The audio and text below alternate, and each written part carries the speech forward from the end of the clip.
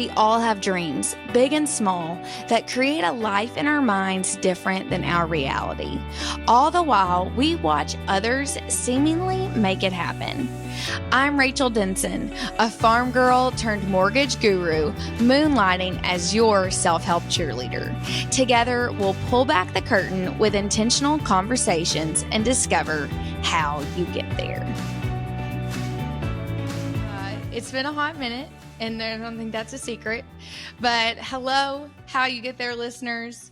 We are back. This is my first episode after going to every other week, and it's working already. I'm feeling the magic. Here with me today is Katie Sivells. She was on the short list to be guest number 1. If that tells you anything about what she means to me, our comfort level, I just cannot wait to see what unfolds in the next 60-ish minute. But it's funny how different the notes I have for this episode are than our original episode. And it's also it's a beautiful story in itself. But I'm going to introduce Katie, and along the way, you're going to kind of get a taste of what we're going to cover, because so much, it really just summarizes why she's here and why I want to talk to her today.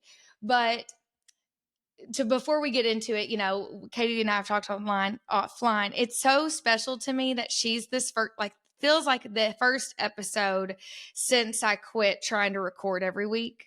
So it's almost like she's my first guest all over again.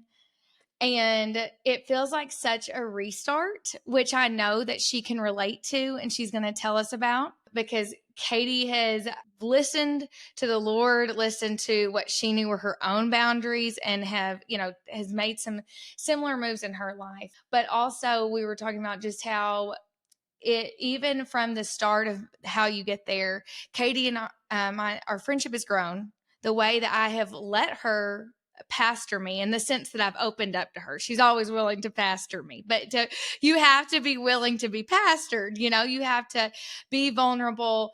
We've had, our 10-minute voice memos that may take 2.5 days to get through, but we, our friendship has even grown since I asked her to be one of my first guests. Katie is a wife and a mom of 5. She's the executive director of ministries at Purpose Church. Her and her husband, Clint, are business owners. They own CNC Fence Company.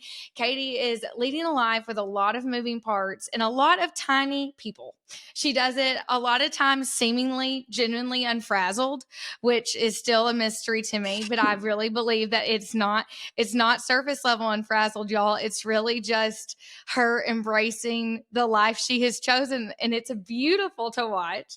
She still makes time to pour into others, like I mentioned, me being blessed to be one of them, but she's also really attuned to her own spiritual needs and boundaries. We just met 2 years ago, so it's just so crazy to me that we have individually had a lot of life change, but we also were learning about each other and our stories every day. We just had a 30-minute conversation yesterday about a very important part of her life that I had no idea about yet. And the podcast, I say this so many times, but it's a place where I'm getting people sat down to ask the questions I've always wanted to ask them, but never really comes up in real life. And I am so excited for her to tell us about that. The last couple notes that I know we're going to get to is I said that Katie is somebody who, when we met 2 years ago, I was on the cusp of life change I knew about. And I didn't even know Katie well enough for her to tell me she was also on the cusp of some life change. But amidst that, she really changed my life by being somebody that I said, she took me from being a sideline Sunday attendee at Purpose Church to a true participating member of the body of the church. And I say that in a churchy way of big C and little C church. And we'll get into that if you don't know what that means. But she has paved her own way, so different than mine, but if we relate on so many levels. And I think it's a living, breathing example of how we can all relate to each other, even if something is really different on the surface. So Katie, thanks for being here. I'm so excited. So excited. And it's so awkward to listen to introductions about yourself. So I'm glad it's over. Yeah, you're having to patiently wait for me to get through it. But it's all such good stuff. And I think that Well, I know it's all true, but it really is. I hope it gives our listeners a roadmap of there's going to be so much stuff that we cover in this episode and that I want to dig into more. One of the things that we talked about was, and we have voice memoed this week, but it's interesting to think about, like, a couple weeks ago, I was sending you voice memos about I am on the verge, or and maybe in the midst, on the verge, maybe in the middle of a breakdown for all aspects. And then, I woke up on Monday after a lot of moving parts helping my mindset shift, feeling so renewed, feeling like me again. I wore my pink shirt today. I love it. Really wanted to feel like somebody was like, "Oh, you're bright." I'm like, I needed to feel like me today. And I came to you on Monday and was like pumped. I was like, "Katie, we've got to do this. Now is our moment." And before it was kind of like, "Hey, just no big deal, but if you can." You were like, "Sure, we'll make it happen." Yeah. And I just think it and then you said that, it was on your heart too to be here, and it just is also cool. Yep. I'm excited to be here for sure. And I don't know if I'm allowed to do this, but just want to celebrate you too. Like, you having this podcast, you're so genuine. I know it's what people love about you is, we can listen to podcasts of people that we don't know at all personally. And you may have people that listen to it that don't know you at all personally, but I feel like majority of people do know you, and they're able to match, who they see in the podcast to your real life. You're the same person all the time. And so just want to shout you out for that for sure. Well, thanks, Katie. And I think I've talked to, this is something I know I've maybe said on here, and I don't know if you listen. I totally understand if you don't, but I know do sometimes. Yes, I do. Well, we've talked a little bit about that. I can truly there's been life change that has happened that for me, I am so grateful I started this in a season of life where I really could say that. And I don't think I ever lived a life on a screen that wasn't totally me in person, but there were definitely, we talk about when we just said the other day, when you're walking in the light and you are redeemed and you know that your life looks different because of choices you've made to walk and look and try to act every day like a believer. I wasn't doing that all the time when I started this, but I wanted to say I had those values. I wanted to say that those things mattered. And that's one of the best compliments to me, not only because, it's just for surface level, but personally for me, because I know, I am proud of that, because there have been, times in my adult life where I would have tried to show up here one way. And if you saw me out and about, not being mean to people or anything, but just I was struggling with my own self to where I couldn't be as vulnerable about all of what's going on. And I'm really at a good spot where I am willing to admit, and in a place where stuff I can control, I'm proud of everything I do. Things that I can't control that stress me out, I'm at a point where I can say, I'm still struggling with this. So thank you for saying that. Absolutely. You're so welcome. So before we get started, I do just want to say, and nobody told me to say this, anybody who's listening, I wrote this on my own, but I did feel like it was important because Purpose Church is such a huge part of our story, of our friendship, of our lives. And I hope, my thought is that, there are people that are listening to this that maybe don't go to church, never heard of Purpose Church, or in different walks of their own, in their own spiritual life. And so to assume that some people may be listening to this and not know or know this, that they may need a disclaimer that, any thoughts and feelings expressed in this episode are solely mine as an individual, Katie's as an individual. We always want to honor and respect Purpose Church because we love it. We love the people there. I know we both believe in the vision, but to experience Purpose Church and to understand the beliefs of Purpose Church, you need to go to Purpose Church. You do not need to go to How You Get There. And we are all made up of a body of people with core beliefs, but also, own our own minds and mouths. And so I'm only responsible for Rachel's, and Katie's is only responsible for Katie's. So if you want to hear more about Purpose Church, come to Purpose Church, 815 9:45, 11:15. Did I get those right? You got And if you all really three want to of them. learn, come and sit with us in the room. If you're watching us on YouTube, Katie's in our next room where the magic happens, where you can learn about purpose and become a member if you want to. So now that we got that little housekeeping out of the way, we'll jump in. Katie, you talked about, you call it your sabbatical. And I had never even heard you call it that. But what's interesting is I've never said this to you, but I remember like Katie got me bought into Purpose Church. And then all of a sudden Katie was like, not there. And I was like real concerned, but did not know anybody really to be like, I didn't want to be the Rachel, like the girl gossiping about our ministers, but I was also like, I thought Katie was like a big deal here and I don't see her at all. And then like, you know what, 3 months later you were back and you were like, hey, I'm back. And I never really knew you were gone. And that in itself though was so powerful to me as a new member of the church that like it wasn't a thing.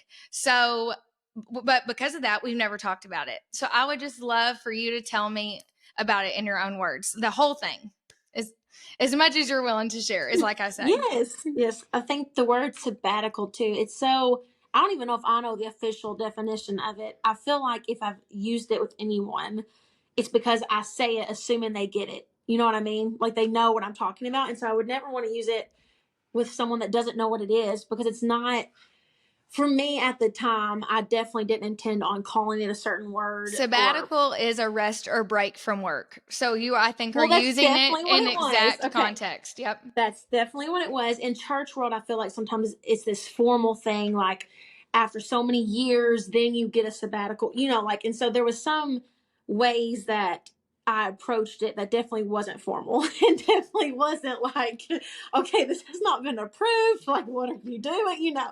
And so even though that the definition is exactly what it was, but in the church world, it probably, I don't know that I need to say that. Professors go on sabbaticals, like they leave so you know, okay, to like do research or whatever. So yeah, it's good to just, I think it's totally appropriate. I love that you use it. Well, I guess I almost feel strange about the word because I felt unworthy at the time to be a person that would need a sabbatical. I think is probably a lot of it. Like, okay, people that have given all these years and time, even though I had done those things. It's just, you know, how we females especially can be like, well, what do we call it? Like that. I did, like being not identity crisis, but I can't think of what I'm trying to say. It'll come to you. Imposter syndrome. Yes. Absolutely.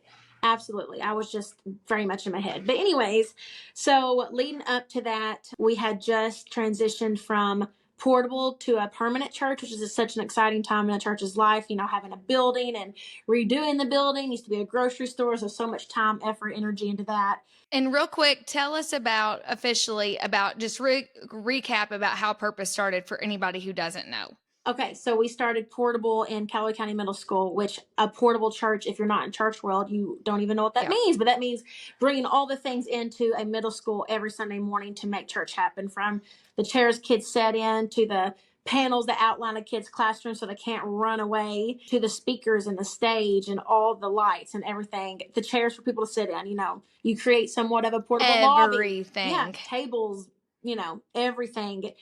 And then you take it all out when church is over and tear it down. So we'd set up and tear it down. But we did that, you know, it was 5 a.m., 5:30 a.m. till 1-ish every Sunday, you know, and probably a little bit longer than that, some bigger Sundays where we were busy. But yeah, so that was portable life. And then we finally, again, it was definitely a great thing for our church to get a permanent building, because you do experience that, like, okay, what is the next step? Like, we're all feeling like we're tired of being portable, you know, and thank God that he sent us this building, because we redid it. It didn't look like a grocery store any longer, and it is beautiful inside and out. And so Purpose Churches as a whole has grown so rapidly in the past 5 years that I think anybody on staff would be able to share somewhat of a similar story of just where they've been in their season as a staff member of, I'm here, then I'm here, then I'm here, then I'm here. Because it's just so much to celebrate, but then so much to take care of. So many people, and just what are we going to do with them? You know, there's so many highs and lows. And I at the time that this happened, I also had stepped into a new role. So I was over our kids' ministry, and then I stepped onto what we call the lead team here at church, which is my current role. And we were hiring someone to step into kids. And so I didn't even know what was happening at the time or why I felt the way I did. I really thought that it was just a time thing. Like I don't have time. I'm so busy. I don't know how I'm going to make all of it work. And then, of course, once you get out of a season and you look back, it's like, okay, there was a lot more to it than that. Right. But even letting go of something that I loved and dreamed about, woke up thinking about every day, went to sleep, thinking about how can this be better. That was kids for me. And so I was losing that. And it definitely was like a grieving time in my life, but I didn't know it. I didn't think that that was it because I was so excited that we were hiring it. I was so ready, honestly, to step into the executive level position and lead someone in kids that I thought it's all happy things. Like, why am I not happy? Right. And so I kind of trudged along for a long time. Well, not very long, I guess, for 3 or 4 months. I trudged along in this new way of life, new ministry, leadership position for me.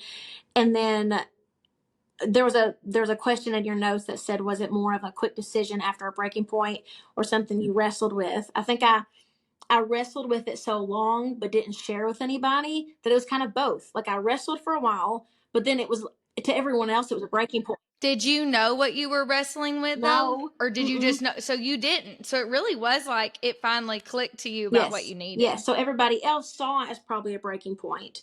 And maybe it was in a way, but I had been feeling how I'd been feeling for a while. I just didn't know why or what to do about it. Could you articulate it to Clint? Or like when you say yourself, it was really just yourself?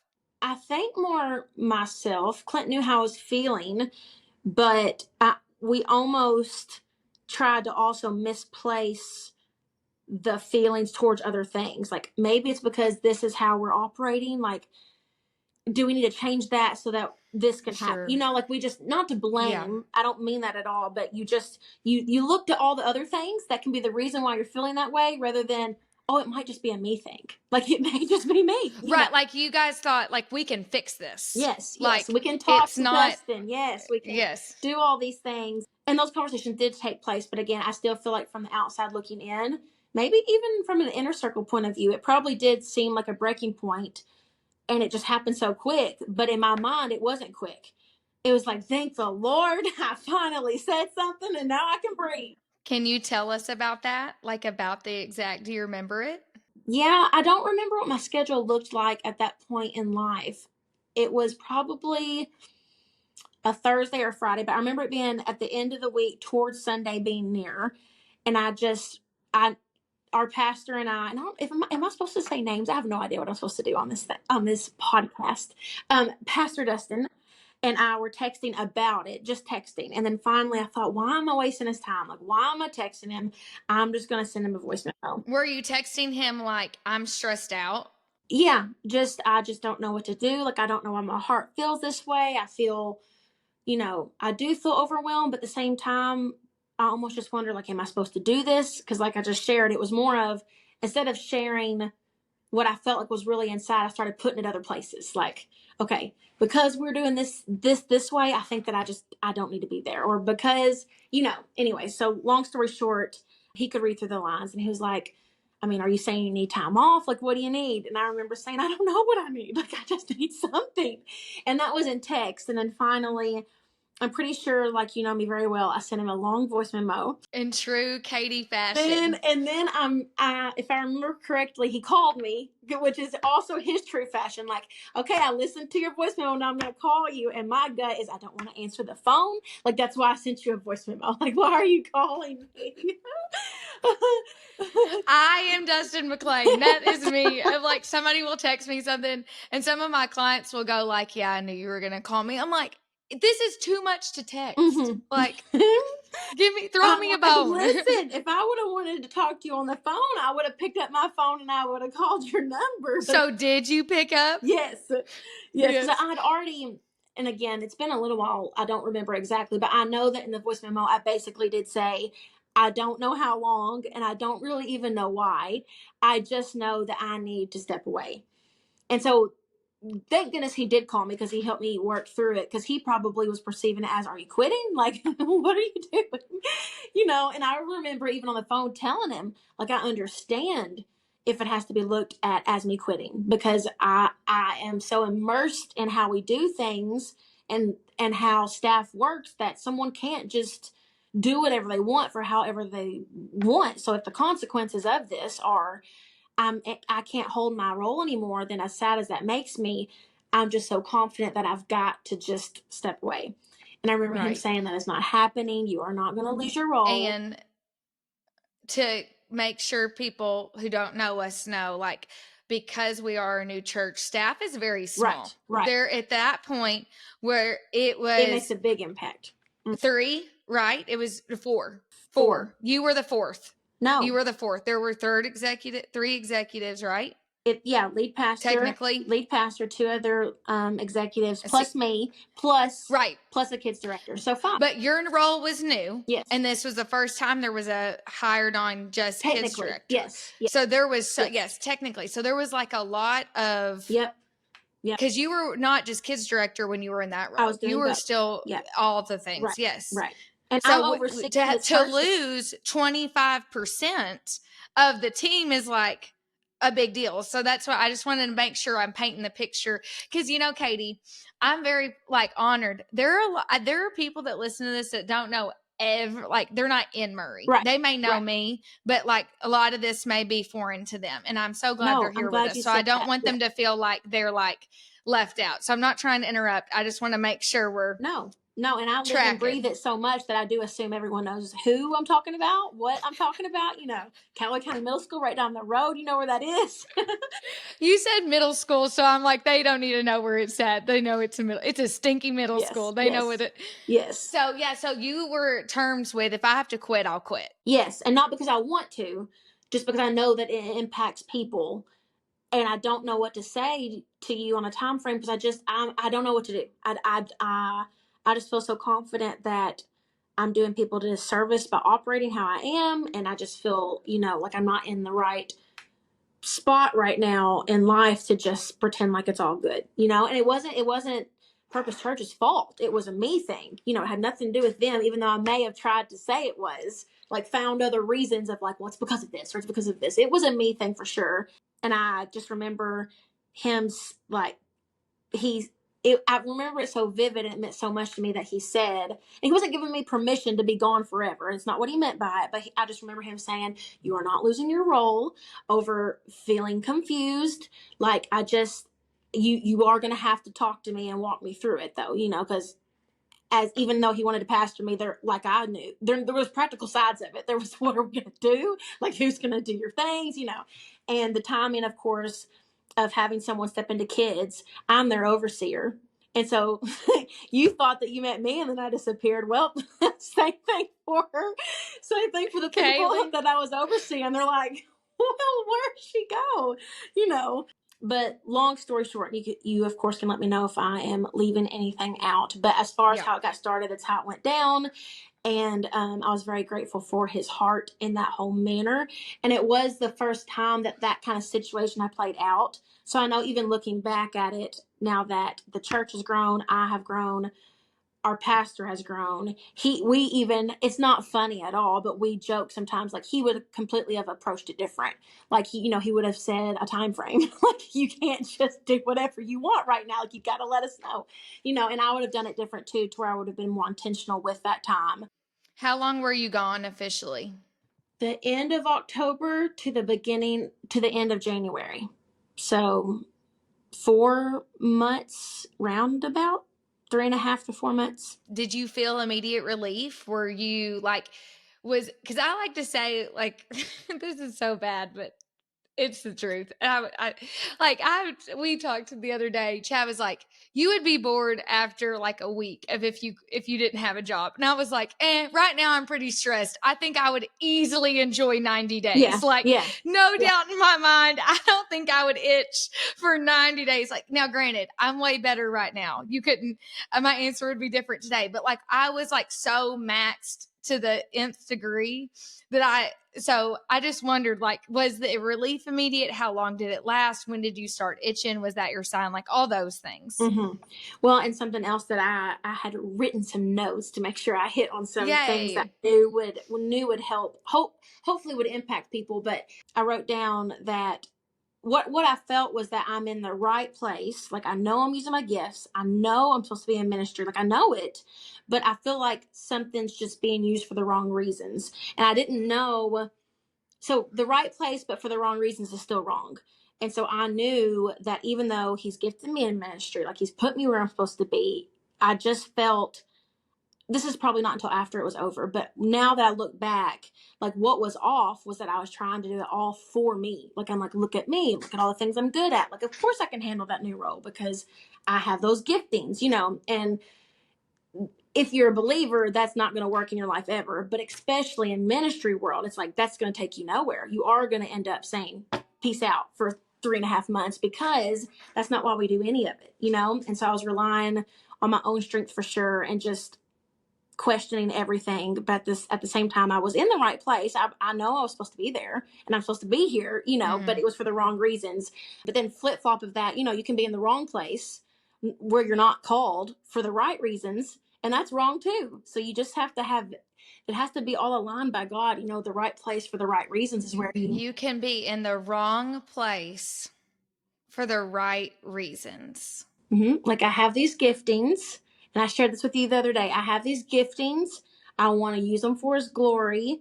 But if I am not where he's called me to use those at, my heart's pure. I want to use them for what he's gifted me for, but I can still be in the wrong place, So you've got to be you've got to be in the right place for the right reasons for it to be the right thing, How do you, I think the right reasons part, or the right, yeah, I think the right reasons part is easier to, like, for most of us to say, okay, yeah, introspection, look at my gifts, look at my why.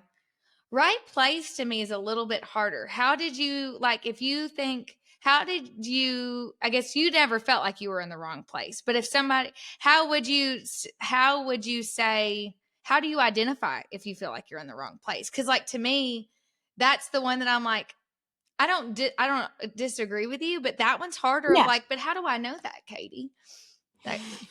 Well, I don't really know. You need to ask the Lord. Okay, so that's no, really. I'm trying to think practically. I don't know if I would have any good practical answer for that. Because I think that's okay. I just think that one I like it. It's true. I don't disagree with it, but that's where, really, and I think something for me that I know I have grown in a lot is, and I'm still growing in, that I struggle with, of like you just said, it easy it is like silence and taking it to the Lord, like not asking, oh, but Katie, you figure it out for me, or, oh, but you tell me what you think, but like, no, listen to myself, and therefore, or the Holy Spirit who dwells inside of me to help me discern what that and is. That's what I was thinking through some of my past experiences. And I shared with you the other day, this can be later or never today, whatever the case is, but I am in a certain scenario right now in my life. But back to when I was an 8th grade math teacher, that was probably an example of the wrong place for the right reasons. Okay, I love that. Tell me about it, because I was curious, and we did have it somewhere about, I wanted to know how you went from teaching to ministry. So let's go ahead and cover it. So my family is lots and lots of education background. All the females basically before me were in education some way or another. My mom actually retired as a principal. And so I never felt forced though. Like I've always been independent, and honestly, people saying to do something makes me not want to do it. So I didn't become a teacher or want to become a teacher in college for the sake of my family. Like I never felt that pressure. I really just knew, okay, I'm gifted in speaking to people. I was that student in class that wanted to teach others who weren't doing it right. Like I wanted to help them. School was like a thriving place for me. I remember all good memories from school. Like some of these people that they just hear school and they're like, I want to run for my life. I'm like, no, I wanted more hours of school. Like I would go, even college years, I would go back to college and get another degree if life allowed me. I just love learning. I love all aspects of pencil and paper and listening to somebody. Like it's just my jam. So I got my degree in middle school math, went back to my hometown, which I'm from Eddyville, Kentucky, good old Venture River Water Park. And don't blink, you'll miss it. The one stoplight, graduated with 60. And so we were living very, very close to there at the time. So it was great that I applied to my hometown school and got the job. And so I was there for 2.5, 3 years, but did have 2 babies while there, and took a year off actually in the middle of all of that after having Malin, then returned and had to tell them I'm pregnant with my second child now. Like, hey, I'm back, but I'm pregnant. And looking back at that too, like I for sure loved Jesus at that point in my life, but I definitely was not as mature. How old were you? Do you care if I ask how old were you when you had Malin? 24-ish, 24, Okay. 25. Okay. Yeah. Yeah. We got married, what some people would say early, but we did wait. We waited to have kids. And so anyways, looking back now too, I wasn't like, I could have handled that much better. And so if any of them that were involved in those years of me there are thinking, yeah, you could have handled it better. Like, I'm so sorry. I'm so sorry. You know, you say that, and I have said to myself so many times, like after 26 and 27, especially now 28, I don't think about it as much. But I had so many epiphanies of like, this is why they say that your brain isn't developed or fully formed till 25. Because like Absolutely. at 23, 22, I thought, I am 22. I'm after 21. I'm so wise. I'm an adult.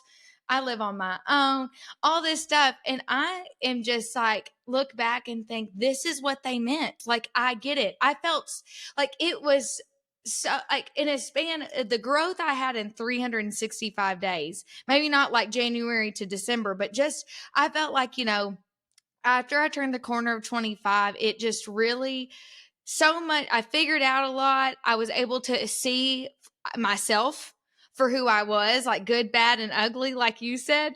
And it's like, if you probably would have talked to me a year earlier, I would have been like, I'm so mature. I've got a full-time job. I make, all this stuff. And so, anyways, we all feel that way, I think, is just what I was getting at. Well, and there was lots of life changes that happened at the same time that people won't care about and won't even understand. But we were shifting churches. We were actually shifting where we lived as a newly married couple. And so the last year that I was there, the one that I could have done a lot different was when I was pregnant with my second. And I was going to have time off after having her in the middle of the year anyway. But we were living at that time 45 minutes from that job. And so I just thought, it's fine. It's fine. I'm just going to quit. No, I thought, no, I Okay. didn't intend on doing that. I thought it's going to be fine. Like, we only have one at home. I can rock having the second kid, pop right back to teaching, driving 45 minutes every morning, every afternoon's no big deal. Like, it's fine. It's fine. It's fine, And so, long story short, It was not fine. it was not fine. It was not fine. But about 3 weeks before having her, I was put on just a really laid back bed rest. She was like, you're good, but you do need to not teach right now. And so that threw a big thing in it. And, I'm sure that wasn't very, that didn't make anybody happy either, because I had already been off a whole year for my first kid. And now I'm back. Now I'm having another baby. Well, now you're on bed rest. And then I have her and I'm on my leave and I'm supposed to be coming back. And I'm picturing this life that I thought was going to be so easy. I'm picturing, okay, I have a baby and an 18-month-old. They're very close in age. We live 45 to 50 minutes out. I've got to start planning again. I've got to start driving almost an hour back and forth twice a day. Wow, this isn't as easy as I thought it was going to be. And so, long story short, I did not go back that year. And the person that was in my role just finished the year out, which thank goodness that it was okay. But I probably knew that was going to happen, is how I regret it. Like, I knew that it wasn't going to work. And instead of saying that where they could have had more preparation, I just was like, it's not working. I won't be back this year, And they could have had a lot more time to figure it out had I just said, I had no idea we would be moving. I had no idea what this was going to be like having 2 young ones at home. But it's just, it's not going to be easy. And it's better that you all fill the role. You know what I mean? But I didn't do it like that. And so That is a hard part of I'm going to say our personalities. I know other people share our personality, and that it is a learning lesson. And I definitely think if you're working at it, it gets better with age. Or if you don't, and if you never work at it, it will never get better, because it doesn't get easier. You just train yourself to be better about it, because it's always hard for people like us to be like, actually, no. But if you say no sooner than later, like you said, it's always an easier no, even though you don't make up your mind. Well, I didn't know that's how that worked, but wow, that was a lot going on at once. All that to say, though, the point that I wanted to make was I was using my giftings. I was excited to be a teacher. I felt like I felt like I was good at it, that it was something that God had blessed me with, and loved eighth graders. Everyone else doesn't love eighth graders. I love the awkwardness of eighth graders and how mean they can be. I loved it. But really, from my first year on, even though I trudged through and, like you just said, could have made it easier on other people's lives by just saying something, and I didn't, because I'm like, I'm all good. I can do it. I knew that even though I'm doing it for the right reasons, I'm not meaning ill intention to anybody. I do love teaching. I knew in my heart that I'm in the wrong place. Like, this is not where I'm supposed to be using these giftings. And I even felt like I knew that he said, you're not meant to teach math. Like, you're going to teach something one day, but you're not meant to be in this room. And so, again, didn't go about it the right way. But I just wanted to share that because that's an example of wrong place for the right reasons. I didn't, I wasn't supposed to be there. And I knew that for sure, and I tried to force it. And so, again, that's when you end up hurting people, is I knew that I wasn't supposed to, but I covered that up for a while, and that ends up hurting people because I could have just said, I'm not supposed to, like, you can fill my role because I'm not supposed to be here. I want to go back to when you got the okay of, okay, you're taking a step back, got logistics worked. Tell me about how did that, back to my question, how did that feel? Did you have immediate relief? I knew you told me, and I relate to this so much in some of my own ways, but like, you felt like the glue in a lot of things. And from an outsider, you weren't wrong. I mean, I saw you as the glue of a lot of things that were happening. Was it challenging to not worry about it anymore? Or were you so burnt out that when you stepped back, you're like, if I'm not going to be there, I'm going to make the most of it and like really not worry about it? Just Well, tell and me about that. I think I touched on this a second ago too, but to go more in depth on it, I mean this for anybody that loves Jesus. Like, this applies to your life, but especially in ministry world, like, that is what happens when we put put ourselves, like, it sounds crazy, but you can serve in ministry and give your life for the church, but do it all in the name of yourself, and that's what, maybe I was the glue to certain things, but in the end, that was the problem. The problem was me. The problem was I put all this pressure on myself to be the reason that this and this exist. And so I thought the reason that I needed the break was I'm burnt out. But, God ended up showing me while I'm gone, like, actually, hey, my church will continue. Like, you're awesome, but you ain't that awesome. So you need forever off. Well, they've already figured it out. So they're going to move on. Yeah, which was it was the right place for the wrong reasons. I had made it about, again, not that, hopefully people didn't feel that about me. It was more of an internal battle. Like, I felt like I did love people. I was doing it to glorify him, but there was just this inside, not just this inside tugging of like, yeah, but do you really trust him? Do you really do it for him? Or is it more of like, this makes me feel good? And so I ended up learning that while off, for sure. That was one of the biggest things, is wow, everything kept going. Wow, it's not that big of a deal, that this one person is not there. And that was very humbling. But then to answer your question about if I felt immediate relief, I did definitely feel immediate relief in the responsibility of things. It was nice not to be responsible for so much stuff the next morning. Like, it's just like, okay, all that's going to continue on. And here I am, like, not in charge of anything anymore. But almost, okay, so there was immediate relief of responsibility, but the war in my spirit of why I'm doing what I'm doing, that definitely wasn't relieved immediately, because how could it be? If what's wrong is inside here, there's not a job change that's going to fix it, you know? Right. But you emptied out the space to Yeah. like Right. Yep. really make that apparent. Like, okay, that's gone, didn't fix it. I remember telling our pastor too when I was on the phone with him that day, again, blaming other things besides the real reason of what I was feeling. Like I remember saying, just as a mom of four, I hadn't had my fifth yet. As a mom of four, I just don't know if I can practically do it. Like if I want to take my kid to the dentist, I want to take my kid to the dentist. And I don't want to have to rearrange my whole week to take my kid to the dentist. And I remember him saying, Katie, you can take your kid to the dentist and still have this job.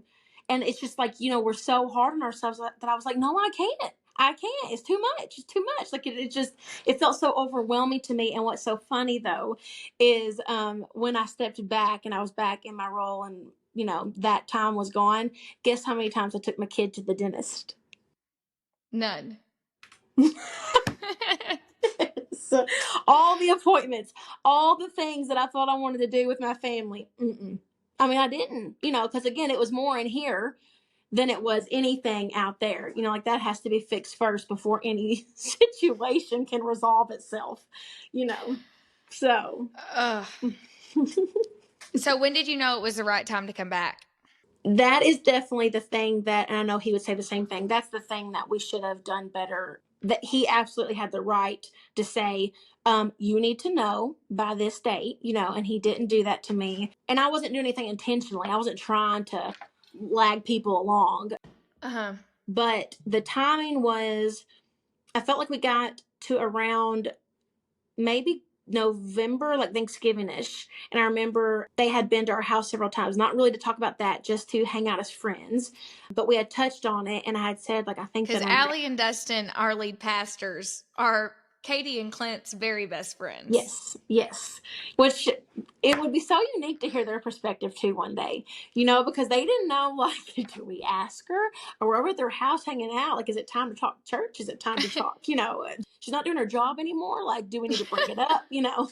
Like, hey, it's been a really long time. Have you figured something out yet? And again, he had every right to do that. And I wish that he knew back then that he could have, you know, he could have absolutely done that. But anyways, I felt like probably by Thanksgiving or so, I said something like, hey, I'm ready to be back. You know, I'm excited to be back. I miss it so much. But then the timing of what that does to a team, like the year is basically over. You know, there's not many, there was other reasons, but it just made more sense to start a new year with me back on staff. And there's even like the logistics of staff being paid and stuff like that, and the timing of what that looks like. At that point, it's just better to start back at the beginning of the year. So we had 21 days of prayer and fasting at the beginning of that year. And so his encouragement was for me before stepping back in, I want you to go through 21 days of prayer and fasting, still not on staff. And then after that is over, you can step back in. And so it's so funny looking back now because it's been a while. Yeah. But there's still some aspects of it that seem like yesterday too, you know? The last 2 years feel like an accumulation of yesterdays and forever at the same time. Yes, absolutely. Absolutely. Because I had to remember that even looking through the notes, I'm like, oh gosh, when did that happen? You know, it's been 2 years, which is crazy. It's been 2 years this October. So, but then, you know, what I was feeling and thinking at the time is still so real here. You know, like that part feels like yesterday for sure. Yeah. And it was, you know, I don't think you do think you could have figured out some of that stuff without stepping away? Probably so. I don't know. That is a hard question. I think the part about me realizing that things will go on without me, like that humbling, like, Katie, you're actually in the right place, but for the wrong reasons. I think that may not have been able to be figured out unless I got to see things continue on. You know, like I remember, because I had, if it was 4 months, that's 16 Sundays that I attended the place that I'm usually bopping around, like, you know, taking care of things. And I just came and left. And the first 3 or 4 of those was so hard. But then that's when I realized real fast, like, okay, you might be a little burnt out and it's some time management and it's like, okay, it is a lot. But that's when I quickly realized, like, why does this bother you so bad? Like, why does it bother you so bad to come here and not be that person? Well, that's because you were doing it for yourself, you know? Like, why does it bother you so bad that people aren't having to come up to you today? Like, people would come Yeah. hug me, but they're hugging me as their friend. And I'm like, they're not having to ask me any questions. Like, I'm not having to answer their issues. I'm not having to help them in life. And Yeah. that, again, the right place, but for the wrong reasons. And that was revealed, I think, definitely through time off. But like I said, I didn't go to any dentist appointments. I didn't do any of that. So that part was not resolved. No, I could have just stayed where I was at and figured it But out. that shows you something in itself. Of it's like, okay, I said I want this. I said this is how it's going to be. Is like grass greener on the other side. Like, right. Yes. no. But I think that's where, it's a fine balance of you say, and I say, I'm telling this to myself, like, oh my gosh, I want so much help. Like, I do this, I do that, blah, blah, blah, blah. But then it's like, okay, well, if nobody's asking you for it and they're just taking care of it, well, then you feel like you're obsolete. So it's like, okay, what do we really want? Because we can't like have both. Yeah. Like, I wanted time off. And then it became the normal where no one's asking about it anymore. I'm like, Yes. I thought y'all loved me, Yes. It's like, no, Katie, like, I even remember people texting me saying, I know you're trying to figure things out. And I know that you're even questioning a little bit, like, do you need to do this role? And so I'm not going to manipulate you to beg you to be here. And that is so kind of those people. But I remember thinking, like, why not? I need you to beg me, And again, all of that struggle just revealed, like, okay, Katie, you are gifted. You're even in the right place in your right calling, but you're doing it for the wrong reasons. And so again, that time off definitely revealed that for sure. That's so good. Well, I mentioned something earlier that I wanted to like unpack for people who didn't know what I meant. But like when I say big C and little c, and for big C being like Christians, like being in the body, the church of believers, the body of Christ is the big C. The little c is like the church you attend, the building, the place, the way that it functions. And even being, one of the things that, and I didn't say this exactly, but I definitely think, through our connection and in the last 2 years for me, I've moved from being, to being a true participating member of the church. And when I said that, and I talked a little bit about this earlier about just like how much my life has changed since I've gotten involved with the church. And I'm not huge on like bold statements as this is the way it has to be, like words of Rachel. Like, it's one thing to like quote scripture, like, it's like the black and white of those things. Like, I'm not calling that, but like, I'm not that person that I'm going to make a big stand about stuff on Facebook or whatever, really, even with stuff that I believe big in. That's just not me. But there's one thing that I was like typing out these notes that I think that I'm like, gotta like plant my flag in, that there's one thing that I could like tell other believers, is anybody, but especially other believers or people, that's how they identify of, I said I was a believer. I said I was a Christian for a really long time and was not an active member of a little c, and especially in the way that in a body of people that were pushing me outside of the doors spiritually to feed myself, to not just come and be fed or come and do this or check the box, but really wrestling with things on my own, just pointing me to the word. And it's one of those things that now that I'm through it, I'm like, I just don't think that like this is how it's meant to be. This is how it's meant to operate. You cannot have the relationship with Christ that you're supposed to if you are not an active member in a little c. To be the version of the big C that you need to be, you got to be in a little c. Yeah, absolutely. And it's one of those things where, but it's interesting for you because you're in your world. And I think for me, I feel a lot of ownership in our church and I hope that anybody feels this way, but I think especially as a growing church, a newer church, which I mean, we're 5, so it doesn't feel like, I don't know how long are we going to get to say that. We're like, oh, we're still a new church, 15 years old. I don't know at what point we'll like quit like rapping that drum, but I definitely 5 is we're in the clear. 5 is still definitely I think so too. Yeah. So I just like, there's so much ownership and there's a lot of like technicalities and professional sense of like, obviously we need Purpose Church. Like, I'm going to call a spade a spade. Like, we want Purpose Church to be successful. We need Purpose Right. Church to be successful, to keep being able to serve people in our community, to love people like Jesus. Like, there are a lot, like, and that's how we like, I love that you guys say we measure what matters. Like, we count the money in our wallet. Like, why do we not? Like, we want the performance of our attendance, like all of those things, because those are people behind those numbers. I mean, that's got to be hard to compartmentalize and just balance. And so I have questions about that. And I think that's on a high level. If you just want to kind of tell me about that world, living it every day and being paid to be there. I think, yeah, there is it. And I don't even know that you can prepare for, like, you can be gifted and you can be, you feel like God's called you to the ministry life. But just also disclaimer, I know people say this all the time that's in church world, and it gets so annoying, but it is such a true thing that, like, I might be paid to be on staff here at Purpose Church, but, like, where you find yourself in your life, like Rachel isn't, you're in your ministry mission minded world too. Like, it's not being on church staff that makes it is, my job is not more important, than where God has called other people. Oh, yeah. But it is arguably more sticky when it comes to like, because I don't have to discern that. Like, Purpose is just my church, not my employer, and that's more of what I mean. And you're right. Like, I love that disclaimer, but that's what this is not about you being on the spot of saying one thing or the other, but there is a reality of that's got to be hard. Mm-hmm. And that, I mean, some of that probably played into that time off too. Like, with any new job, it's so much more than a job, but at the same time, it is my job.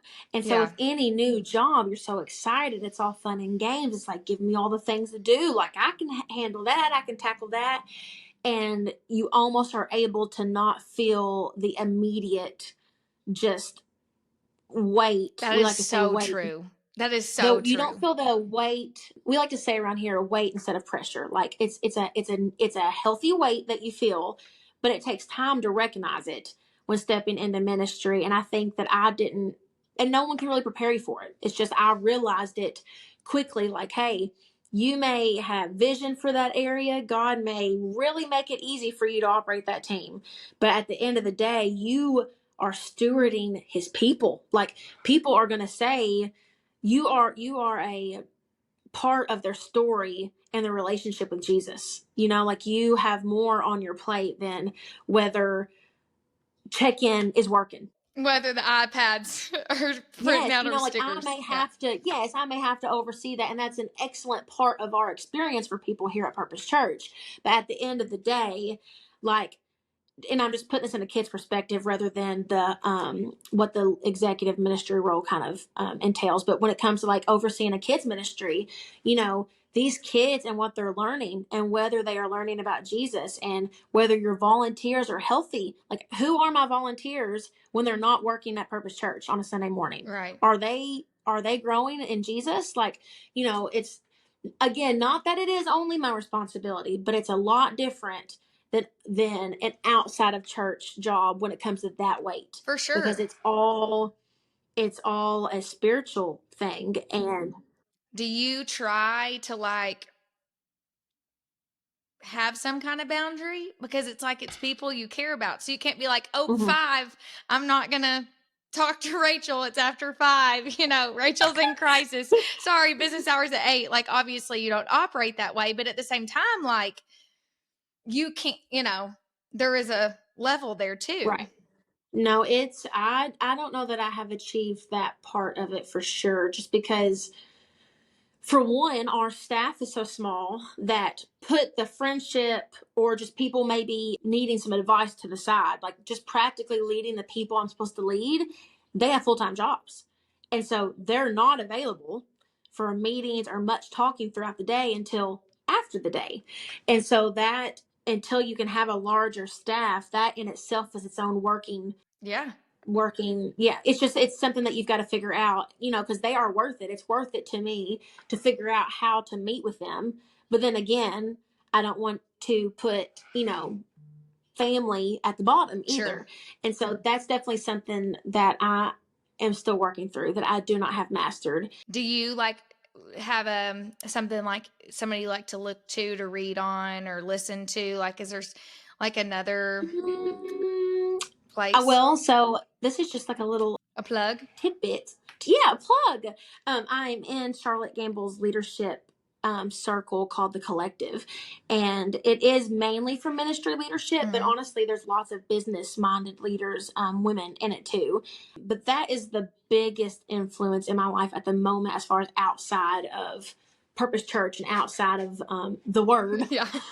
But just practically someone pouring into my life. It is that group of people, Okay. her, but then there's women in it, because just to know they all relate to me. Is So that they are helping all you? like, yes, absolutely. Because that's one thing that also, to answer your question, something that is hard in ministry is you give, pour, answer this, answer that, solve this, solve that. And I'm sure other jobs are the same, but again, there's that spiritual side of it to where I'm pouring out Jesus to other people. Like, I'm like, listen to this, read this, like he says this about your life, to where you can easily forget your own walk with him, you know?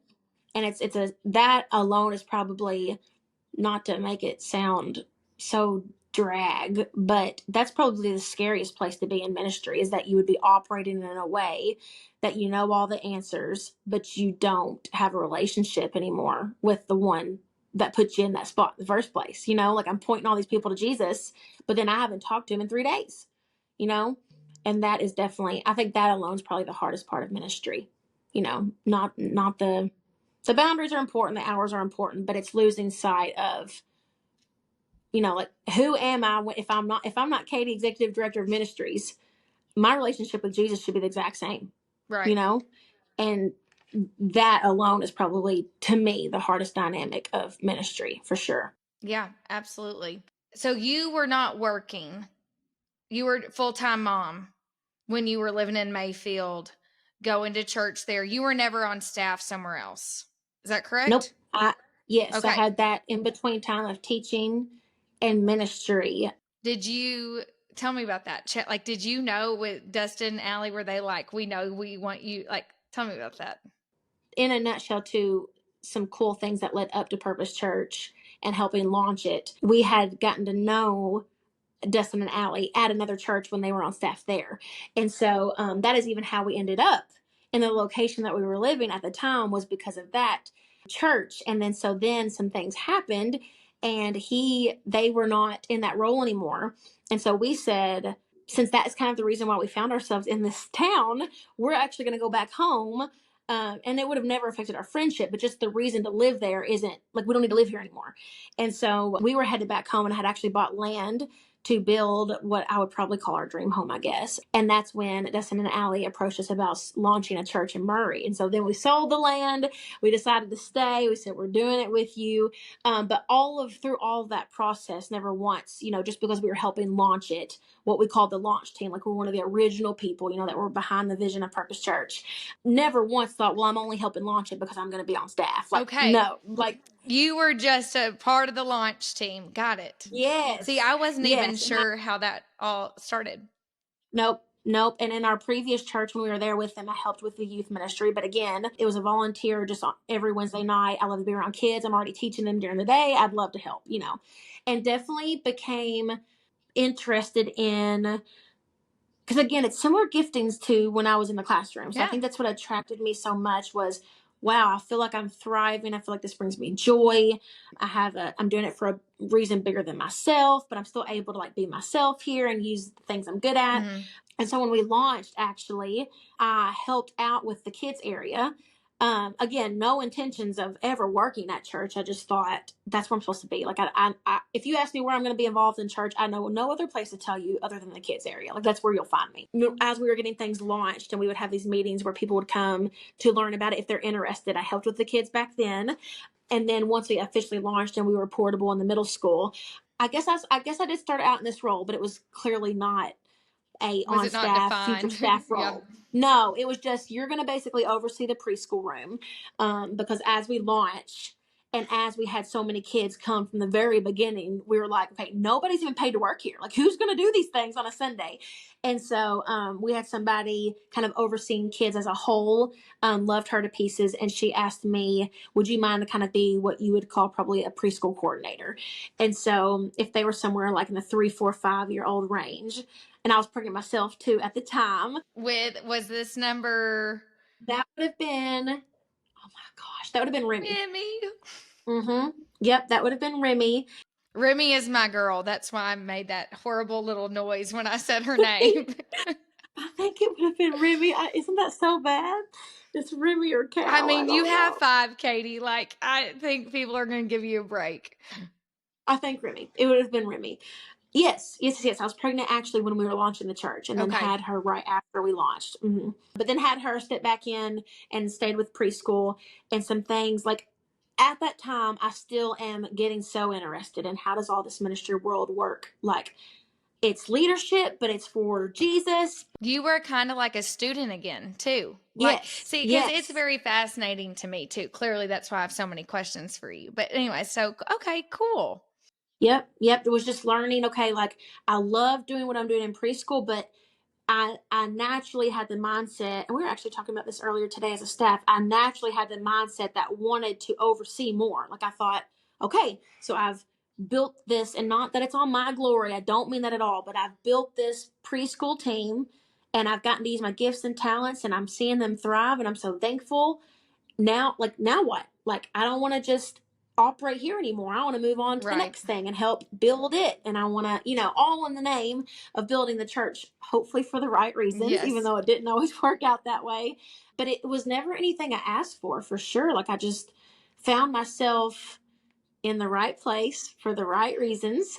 And it just led to him like giving me the desires of my heart. And it's so crazy because people say that all the time, like whatever the Bible says that he'll give you the desires of your heart. But it's actually when your desires are him, then he will give you the desires, but if they're selfish ones, then they're not in him anyway.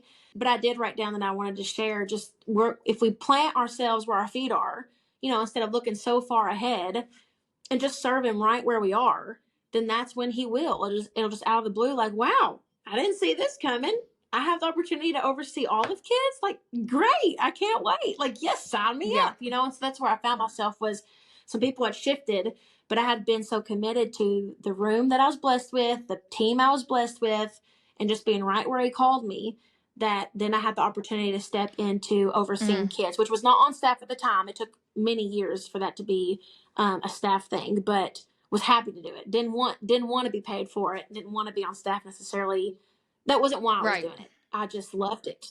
And so that was a step in a direction that I felt like, okay, I never saw it coming, but this is exactly what I want to do. Like I want this ministry world thing just came out of the blue. And I thought, this is, I don't feel like I felt in the classroom anymore. This is not the wrong place for the right reasons. This is lining up with just what my heart desires for sure. I bet anything that Joel, who helps make the show, that this is going to be the tag. That will be the title of the episode. I bet you anything. He figures out that the right place for the right reasons with Katie Sivells. I bet it's going to be something like that. But no, I highlighted 2 days ago, and that's what I like. Once again, I think it's one of those things when you start walking in the light, like you said, when like your desires start becoming his desires. So much of what you read in the Bible doesn't sound cheesy anymore. It's like, yes, like Matthew 7:8, for everyone who asks receives, for the one who seeks finds, and to the one who knocks it will be open. And it's like, yes, like it makes so much more sense. It's so true. Yep. When, like you said, like when what you're seeking is him, when what you're, it just hits differently. When you really get it. And like as somebody who I think, like I said, is like 2 years, 18 months into like really getting it for the first time, for somebody who has said, that they've been a believer since I was, 13 years old, 10 years old. It's just still like is chilling of like, this is why it says this. This is why it's true. This like, and you see it play out in your life. when you're submitting your desires, when you're Yes, submitting and absolutely. you're sharing your desires, and all of that aligns with what it's supposed to be. Well, Katie, thank you so much for your time. I'm like looking through our notes. We bebopped Absolutely. around, but we covered so much in an hour. Typical us. Yes. Typical us. And I love that a podcast has given me an hour of your undivided attention, which selfishly I'm so honored to get, because Of you are course. balancing all the things, and it's just you always pour into me, and it's just so good to hear from you, hear more about your story in ways that, like, I like to say we have formed a friendship through very vulnerable, like 90-second intervals, whether it's in voice memos or like literally 3 minutes of in between stuff at church. Like, we have, I was going to say like down and dirty. That sounds gross, but like, it's just like, we like just got into the heart of the matter. We ain't got time. No, we ain't got time for the surface level conversations. No. And that's how you, that's so much of the heart of how you get there too. So thank you for being with me today. Absolutely. I loved it. Loved it so much. And love you. I love you.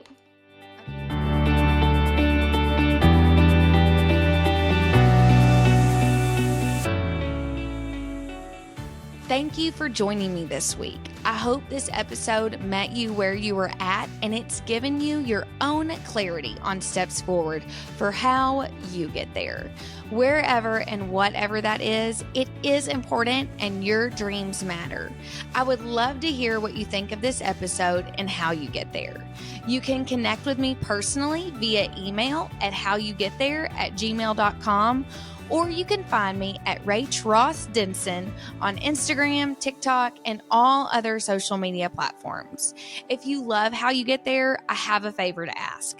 Will you share this episode with a friend and take a few seconds to follow, rate, and review How You Get There wherever you listen to your podcast? Please know you are playing a part in making my dream come to life, and for that, I am so grateful. Don't forget, if where you want to go in the future involves a home loan, I would love to help you.